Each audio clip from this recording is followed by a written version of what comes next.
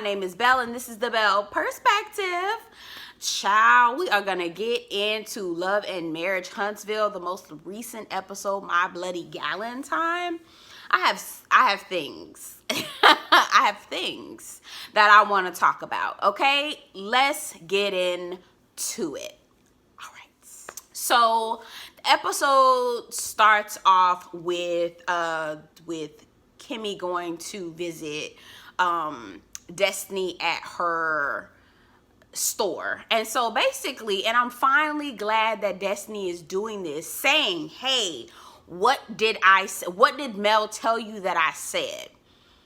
Because I've been saying since the beginning of Mel's foolishness, the girl ain't said nothing. Mel cannot say what she said, and it's not a matter of I forgot, because you know even at least the context. Maybe you may not know word for word, but if you overheard somebody talking about you, you at least have the underlying takeaway message. They talking about you calling you fat. They was in there calling me fat. They was in there talking about you being ugly. They was in there calling me ugly. They may have said it in different ways. The conversation may have been said in a different way, but you understand the summary of the context, or the summary of what was talked about. Not one time through this entire season has Mel actually talked about exactly what was said. The only thing she mentioned too was talking about something about, oh, you know, Mel is a Scorpio. That is not enough to be upset and saying that somebody's talking about you behind your back. But what she's doing is using that to be petty and sever her relationships, right? What I truly believe, and child, I done already in the first couple minutes, I done already opened up a can about Mel. I am not a fan of Mel. Do you hear me? At first, honestly, I always thought that she was phony and fake. The only way that you could be with a man like Martell like that there's a part of you that has to be phony and fake. Because this man has been cheating on you long before the show started. This man was cheating on you with other women. And all you wanted to do was pretend like you had this great marriage. And here's the thing, I'm not going to go down that road. But what I will say is that I feel like Mel is upset and bitter that her marriage fell apart. The cracks were showing. It broke apart. And she feels like, I know that there's tea and dirt on all these women. And if my name has to be dragged through the mud, their names need to be dragged through the mud for their marriages as well. And here's my problem. Ma'am, you're the one that pitched this show. Okay, you're the one that wanted to be an executive producer. You and your husband, your former husband, obviously when you pitched the show at the time. So if anybody needs to take the blame for all of this heat on your marriage, should be you. It's no one else's fault. And don't be mad at them because they're curating their lives so they don't see the drama and they don't see the mess. But no, you are still on that same tip that you and Martell were on when this whole news started, when it first started.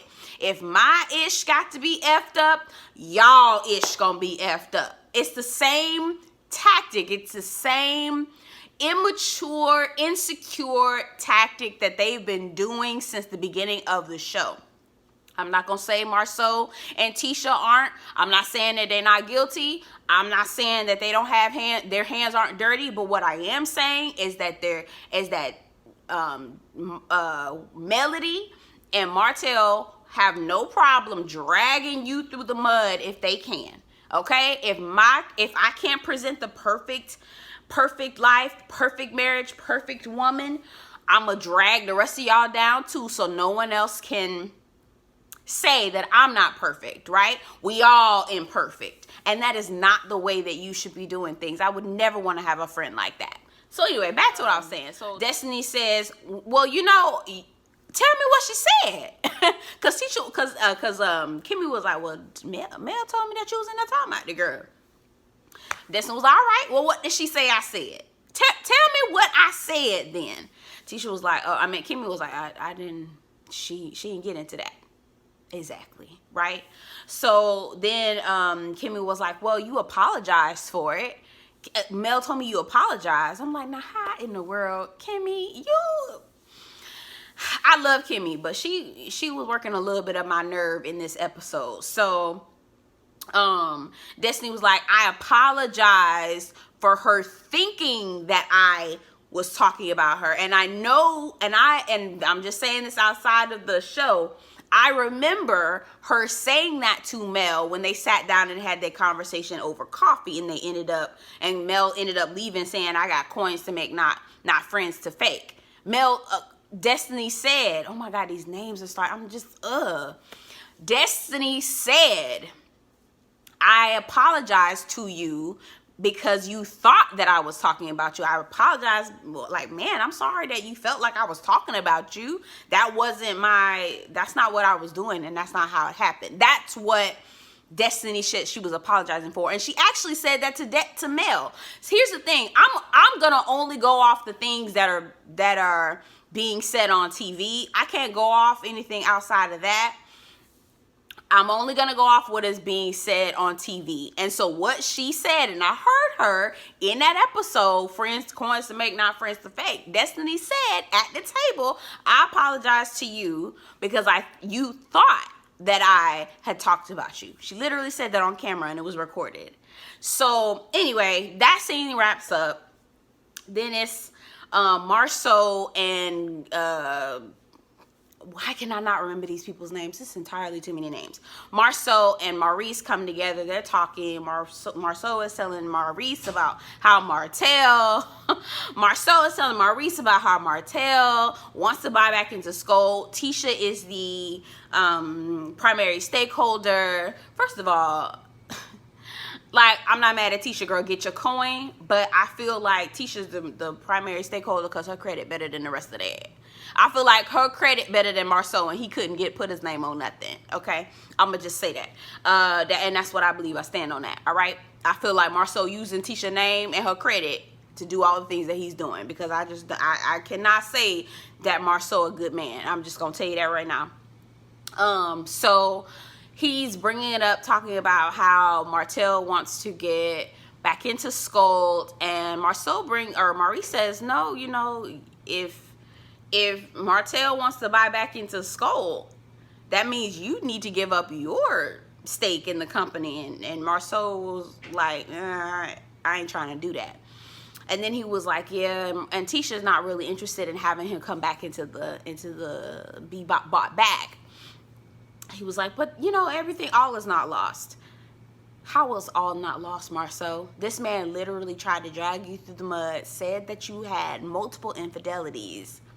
Here's what I think, okay? What I feel like is Marceau is trying to make sure that he gets on camera, that he's done everything he could possibly do to figure out how Martell can get back into the game and get paid.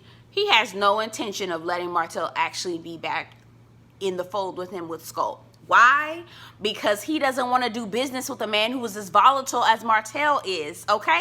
But he is going to put it on camera because Martell, holds all the secrets. Martell, knows where the bodies are hidden, okay? Martell, knows all the dirt, right? So if he can play nice long enough to make it seem and get it on camera, make it seem like he's trying to do everything he can in his power to get Martell back into business, he will do that. Get it on camera, have it documented, let people see that he's doing everything he can to get his boy Martell on. But you have got to be kidding me to think that a real man would want to have another man who's come for their marriage, accuse him of infidelity, not just infidelity, infidelities with multiple people, and have no problem throwing him under the bus to ruin his marriage?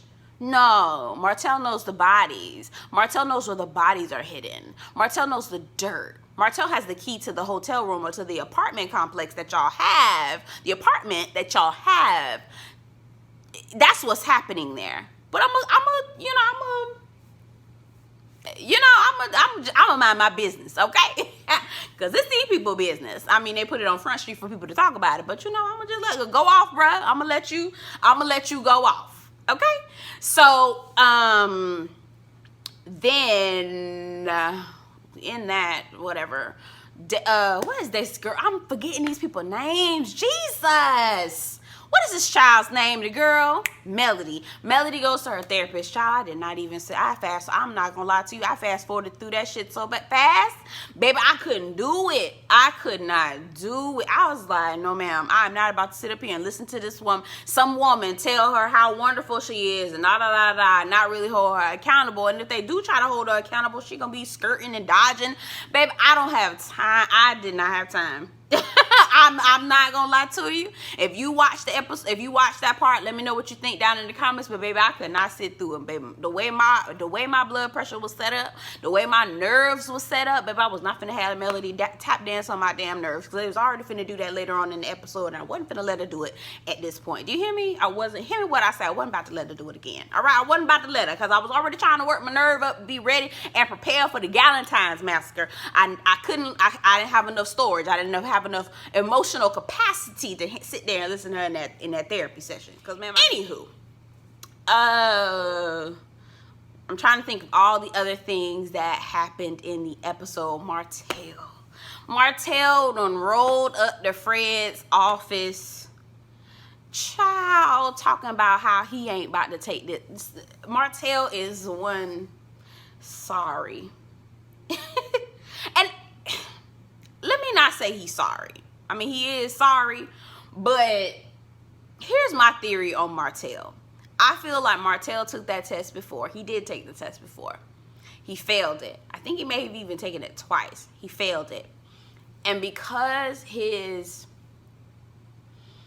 image of himself is so fragile, I truly believe that Martell is a narcissist.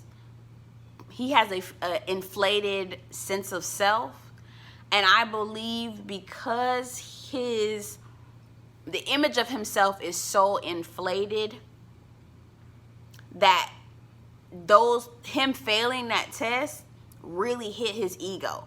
That means he's not as smart as he thinks he is. He's not as capable as he, inflates himself to be. I feel like Martell really not trying to take another L with that test. I think he only took it once and just said, no, I'm not going to take this again, because I feel like it was a hit to his ego. I feel like that. I truly believe that's what it is. He's not about to take the test because he doesn't want to have to fail again, and he doesn't have to face that he's not as smart as he thinks he is, right? But Fred was like, brother, you need to get your own builder's license. Martell gonna look this man dead in the eye, tell my son, oh, we'll be friends for a long time. Our friendship isn't like women's friendships. We can work things out. What? I cannot stand when men try to say that women are so catty and we never forget stuff and we fight all the time. Can y'all remind me who's at war right now? Over there? The people? It ain't no women. Can y'all remind me who starts wars to begin with? Where are wars? It ain't the women. It ain't the women. Wars, violence. If we look at statistics, who's more violent? Who's more prone to fight? Who's more prone to... It ain't the women. So what are we talking about with men being more easygoing and... Huh? I'm sick of that argument. I'm sick of that argument. I'm sick of that trope. Let it go. All right. But Martell, that man laughed in his face. Child, he was like, I'm sorry, I'm not laughing at you, brother. You should be laughing at him. Okay. Martell, everyone is laughing at you right now. Okay. You couldn't keep your family together. You couldn't keep your D in your pants. And quiet as it's kept, Melody, you knew he couldn't keep his D in his pants. He's been cheating on you since the beginning. He's been cheating on you before y'all got married. I know that for a fact. In fact, you said that on camera years ago. So you be dropping little tidbits, but you don't repeat it again because you don't want people to hear. But I heard you, girl, and it went in my memory brain, baby. I remember. He been cheating on you before y'all even got married, and you thought things was gonna change. Boo, no. When someone tells you who they are, believe them. Okay, in my Angelou voice. All right. Okay, let's get to the show. So, Tiffany and Tisha arrived to Kimmy's warehouse. I don't know what the hell that was. Whatever. Tisha got on a teen wife shirt. Quiet as it's kept, any woman who wears a teen wife shirt means her man had been out in the streets. Okay. Team wife. Why is there a team? That means you have an opponent. That means you have an opponent against the wife. So who are the... Okay, so team wife, and then who's the opposition? Huh? Who's the opponent? Who's the opposition girl? Okay. Team wife. Is he wearing... he's not wearing team husband? It's ghetto. But whatever. Anyway, we're not gonna... Okay. So she comes in with her sneakers, bubblegum pants on, and her team wife t-shirt, child, head, throw it back, probably in a drawstring ponytail, baby. She ready. She ready. You know, she ready. Okay, so Kimmy gives like a, basically, don't start off a sentence saying girl, which I didn't think girl was offensive. Somebody say girl to me, depending on what follows that, I'm not upset, you know? So anyway, whatever. Then Mel walks in, and Tisha's in her phone, fiddling with her camera, fiddling with her phone, ain't fooling with nobody, right? Mel in the confessional talking about, I can't believe she's not talking to me. The energy is just so off. Didn't you call her your op? Ain't you running around telling people she the ops? Which is such, like, I cannot, grown ass people in our 30s, damn near in our 40s, damn near in our 40s, talking about some ops. Girl, let them young people have that, girl. That is not for you, girl. It sounds ridiculous when I hear this. It just sounds ridiculous. Anyway, so I'm like, but ma'am, you've been running around town calling her the op. So why would she have, it's on the books that you don't like her at this point. Why does she need to talk to you? Okay, so then Destiny comes in. Mel has nothing to say to Destiny. Now, wait a minute now, all right? Because you just got on Tisha talking about Tisha ain't talk to you, but you ain't have nothing to say to Destiny, right? Okay, so then Kimmy wants to do this little, you know, here's what I'm known for. Here's what people get misconstrued about me. You know, all that stuff. So they go through the index cards, they talk about it, da da da da. So then and this may be choppy. I'm gonna try to make it as quick as possible because I don't want this video to be too long. So Tisha just gets the party started and basically says, you know, I heard you had a whole party and you didn't invite me, but you invited my cousin Kiki. And you told her, was trying to get her to say negative things about me and my husband. And here go Mel. What exactly did they say I said? What was said? So that there was no yes or no. You answered a question with a question. You're lying. You already lying. This whole time, and I'm not gonna go word for what happened, but I'm just gonna tell you what I think. Okay. First of all, I am so glad this conversation actually happened. I'm glad Mel, Tisha, and Destiny were present. Stormy could have stayed her raggedy ass home, okay? Stormy, at first I liked you, but now I see that you were brought on to be a lapdog like everyone else. Destiny was brought on to be a lapdog. Tiffany brought on to be a lapdog. Stormy, you are actually now a lapdog because Melody comes in, she tells you all the information about the people on the show. She equips you to talk about them. She equips you to defend her. And because she's the executive producer, there's always going to be that she's pulling that Shawnee O'Neal card, that thank you for your services card. And I cannot stand that. Are you going to be the executive producer or are you going to be a character on the show? If you're going to be a character on the show, take the hat off. If you're not going to be a character on the show, then you need to go. And at this point, I think it's time for Mel to go ahead and go on about her way. So Destiny and Tisha basically double team, and not double team in a bad way, but basically saying, all right, you telling Destiny, you invited my cousin to a party, my blood cousin. I look just like her. My blood, I don't play cousin or nothing like that, but you invited my blood cousin to come to a party that you did not invite me to, right? You're not even friends with my cousin. You know my cousin through me, right? Or if you met my cousin first, that doesn't mean y'all were friends. You may have known her, but you met me and I was your friend. But since I'm the opposition, since I wasn't invited, why would you invite my cousin? Destiny brings the point up and says, exactly, you're telling her that I can't be friends with her and talk to her because she's your ops.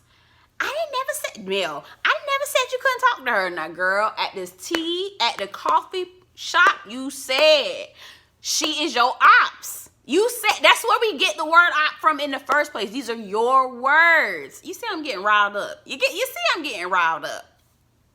So then they say, okay, well, she's acting all passive aggressive, like she doesn't know what's going on. Well, what did I say? Who said that? Who said that? Who said that? You said that. She pulled a Portia. Do you hear me? The who said that, baby? You said that. Ma'am. So then she calls Kiki on the phone. Kiki, I'm here with Tisha. That's to let you know that you can't talk you can't say no. You warning her to let her know that she need to be prepared, because it's about to be a storm. Then you pushing all of this on to Kiki to be like, I didn't tell Kiki to say nothing.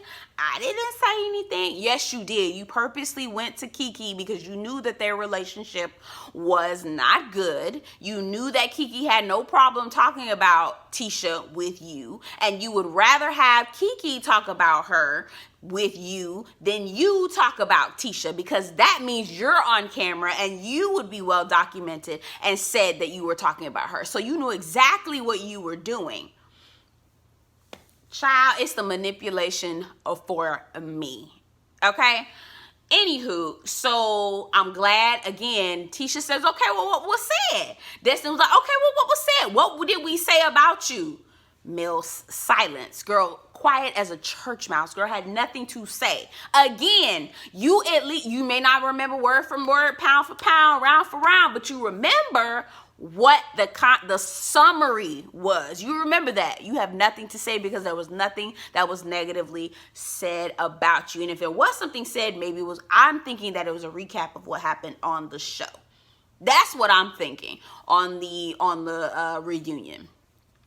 So she was like, they called her out for having Kiki at the party. Why would you have Kiki at the party if you telling me that I can't talk to Martell or Tisha because that's your ops? Why would you have your ops cousin at the place? Huh?